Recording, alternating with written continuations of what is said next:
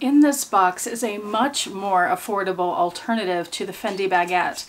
And like the Fendi Baguette, it comes in an array of colors and materials and a few sizes. I'm really excited to finally see this in person because I've been eyeing it online for a while, and I've learned a couple of things about this bag that I haven't seen anyone else talk about in videos on YouTube. So let's get this unboxed. I'll show you the details, my first impressions, pros and cons, what fits, mod shots, all that stuff. And I'll share a few places where you can find this bag because it's usually sold out on the designer's website. Welcome, I'm Autumn Beckman, and I am here to help you live your most luxurious life within your budget. We talk about everything from luxury handbags to everyday luxuries, so make sure you subscribe, like, and click the bell so you don't miss any of my community posts. That's where I post about sales and fabulous finds, and you don't want to miss my new videos on Tuesdays, Thursdays, and Saturdays. Also, check out my website. It's autumnbeckman.com, and that's where you can pick up items that I have personally designed for you to help you curate and organize a purposeful collection of your most treasured items. For example, the My Handbag Collection Planner. This is a key part of that planner, the item tracker. This is where you can track front and back your handbags and your small goods and everything you'd want to know about them. So let's get it open. It's packed like this. It's a bag from Blackwood. And even though these are usually sold out on the Blackwood website, I was able to get it directly from them, but they only had one left. So let's get in here. There's a card that says Blackwood, New York, and inside is this little note. It says, "Thank you for your purchase. Love, BB." And it looks like it's handwritten, but as successful as his business is, I can't imagine that he would be able to handwrite all these notes. And this is fancy. Not only is the bag in a really nice cotton dust bag, but there's foam around the edges to help keep the bag protected. There, you can see it better now. Super nice. And when we open this up, it's a nice thick dust bag. It's very nice. This is pretty. We have this. This is the Blackwood Nia bag. Looking at this, it's a little smaller than I expected. I do look at measurements before I buy, but I do kind of wish it was a bit bigger. But you can definitely tell that it has a lot of similarities to the Fendi Baguette. So certainly that shape, that east-west, narrow, flat bag shape with a big logo buckle. It has the giant B, and then along the side it says Blackwood. It has a piece of plastic over it right now. And they call the material on this one linen, but personally I wouldn't call it that. It's more, I don't know fabrics enough, but it almost feels more like chenille to me. It has a little bit of a fuzzy texture, whereas linen would be more tight-knit. And I'm not really liking that fuzz. It feels like touching a peach, which is not my favorite thing to do. Just that particular tactile thing. One thing I noticed when I was watching videos on this before I decided to buy one is that this B is not stationary, it wiggles a bit. From the side you can see there, it's only attached by that one thing and not in two places, so it does move around.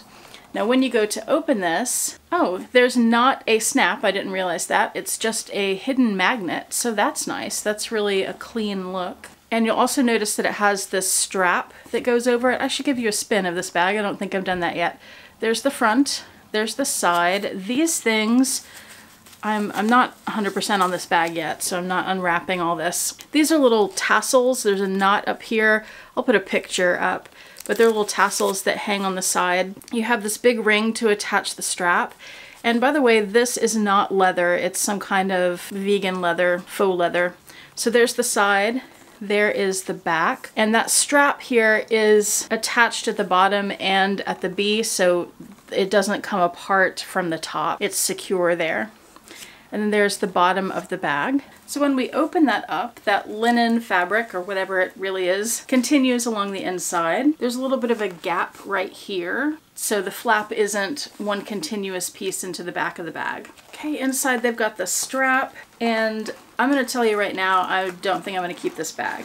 The capacity looks a lot smaller than I would need it to be, and I'm wishing that it was real leather, and I'm not liking the peach fuzz feel. Other than that, it is a really pretty bag though. But because of that, I'm not going to unwrap everything. Yeah, the inside, it's not just the size, it's that it's very stiff. The body of the bag I thought would be softer and more pliable, but it's lined in that pleather stuff. It has this nice big slip pocket, so that's good. There's just not much room at all here. We'll do a what fits in a minute and you'll be able to see a little better. But it's pretty stiff and boxy. Still beautiful. The big B is not going to be for everybody, but it works for me. That's one of my initials. The strap, which unfortunately I won't be unwrapping, is the same fake leather as on the side and the interior of the bag, and it has this kind of clip. And it is a crossbody bag. They do have this bag in leathers and some other materials, and let me tell you the big reason why I chose this bag. And this is also the thing that I haven't heard anyone else ever mention in a video about these bags. Most of the photos of the bag on the website show it from the front and the back, and you don't get a really good picture of the capacity of it, which is affected by this one thing that's very important about the construction of the bag. And I'll put a picture here of what I'm talking about. Most of the Nia bags from Brandon Blackwood, when you look at the side of them, the material in the front and the back of the bag come down below the base a bit, so the bag would stand on those two edges. And you'll see that the side of the bag doesn't go out to the edges of the bag either. It's recessed a bit. And on the bottom too, it's recessed a bit. So if you're looking at the front of one of those bags and you think that that is the capacity, it's not. It's actually smaller than that because the outside edges are bigger than the inside pocket. Does that make sense? But there are some bags where it is the same capacity as it looks, where it's constructed differently. It's constructed like a Fendi Baguette, which is like this, where it doesn't have those bigger edges, and this isn't recessed, it's just flush, the sides and the bottom. So you get more capacity with the bag that's constructed like this. So that was a really important thing that I looked at, because once I realized that, I didn't want to get any of the bags that weren't flush on the edges. And I thought that with this one, it would be softer and more pliable and give me a little more capacity too. Unfortunately, it's not going to do that since it is kind of stiff and boxy. There's a woven leather one that's really interesting. At first glance, it looks like a raffia, but it's actually pieces of leather. And then it has insert that you can remove if you want to, or keep it in. That would be one that does have better capacity than most of the rest of them. So let's see what fits in here. There is no back pocket, so we can't put the phone back there. The phone's gonna have to go inside. I have an iPhone 10, and it will not fit in the slip pocket, so it has to go in the compartment there. And for a small bag like this, I would want to take a card holder and not my big zippy coin that would be too bulky, but I do always like to carry my Agenda PM, so let's see if that fits. Oh, it does. That fits with my phone there, and it's not bulking out too much. I could slip some cards into that back pocket, and then I could put my keys up there. But that's all it's going to hold. And it does still close, and that magnet is strong enough that it's gonna stay. So that's nice. And this, by the way, is the medium size. The regular Nia bag is a little bit bigger than this. It's a little bit longer and slightly taller.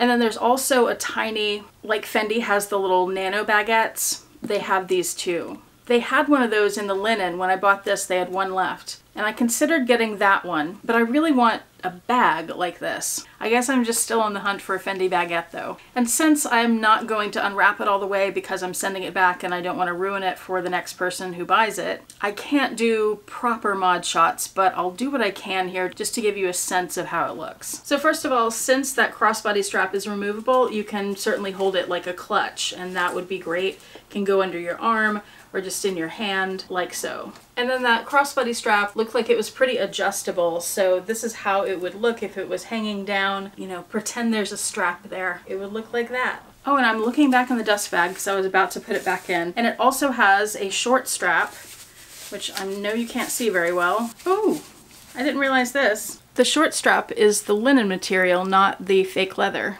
So at least I can hold it like this and you can see kind of how long that strap is. So if that was on your shoulder, then the bag would sit about right here. So that's really nice to have. I will say the strap is pretty stiff too, but it would probably wear in over time. Well, that is too bad. I'm bummed out about that because I was really looking forward to this. I've been looking at the Nia bags for at least a year, and I was excited to get this one and really thought it was going to work out. Now, if you are interested in picking up a Brandon Blackwood bag for yourself, there are a few places to get them.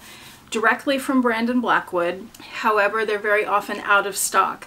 If you sign up for their emails, they will send you emails when they're releasing new products, new collections, and when they're doing restocks. That's how I found this one, is they had done a restock. And by the time I got there, they only had one left. They have a bit of a cult following and they sell out pretty quickly. It's the kind of place where when there's something dropping that you like, you can't really think about whether or not you should really buy it. You just buy it or you miss out on it. That's pretty much how it works. Beyond that, there are other retailers where you can find some Brandon Blackwood bags brand new, and I will have those linked below.